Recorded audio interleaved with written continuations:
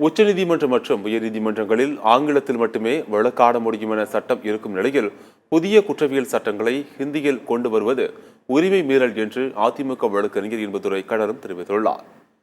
சென்னை உயர்நீதிமன்ற வளாகத்தில் இது தொடர்பாக செய்தியாளர்களை சந்தித்த அவர், புதிய சட்டங்களை மத்திய அரசு ஹிந்தியில் கொண்டு வந்திருப்பதை அதிமுக எதிர்ப்பதாக கூறினார்.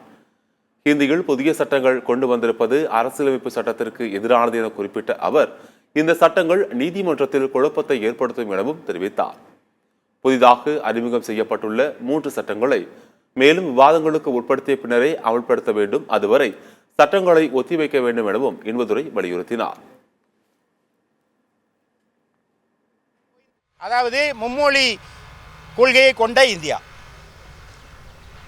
ஆங்கிலத்தில் தான் உச்சநீதிமன்றத்திலும் உயர்நீதிமன்றத்திலும் வழக்கு நடத்த முடியும்னு ஒரு சட்டம் வைத்துக்கொண்டு கொண்டு வந்திருக்கிற சட்டத்தை நீங்கள் சமஸ்கிருதம் தோய்ந்த இந்தியில் வைத்திருந்தீங்கனால அந்த சட்டம் செல்லுமா அப்படின்னா அது ஒரு வகையான உரிமை மீறல். இந்த சுரக்ஷா பரீட்சா சங்கீதா அப்படின்னு சொல்லப்படுகிற இந்த சட்டங்கள் தேவையில்லை, ஏற்கனவே இருக்கிற நடைமுறை இருக்கட்டும். அதை முழுமையாக கருத்தை கேட்டு இப்போ அதை ஒத்தி வைக்கணும்னு தான் கேட்டிருக்காங்க.